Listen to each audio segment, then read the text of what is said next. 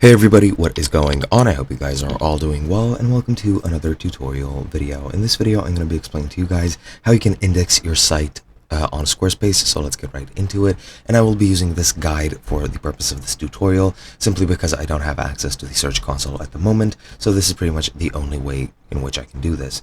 Now, the first thing you're going to want to do is to first connect your Google Search Console account to your Squarespace account, and to do this you need to go to the home menu and then click Analytics, click Search Keywords, and then click Connect, and then log into the Google account you want to connect to your site. And if you have multiple, ensure you select the correct one. Then you need to review the permissions, click Allow, and wait for 72 hours for the data to populate. This is how you connect the Google Search Console. And now, once you've done that, you can go ahead and actually index your site. And there are two ways in which you can do this.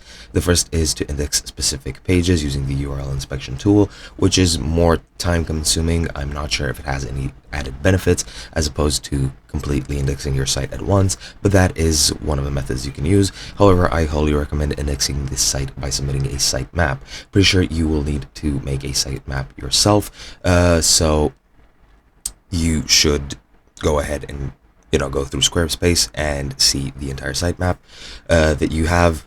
I'm pretty sure it's dependent on all the pages that you create and all the pages you have. You might be able to get it off of Squarespace itself. And once you get your sitemap, then you need to connect your account if you haven't already. Then go to the Search Console dashboard, select the site you want to index from the property menu in the top left corner, then click Sitemaps and add a new sitemap.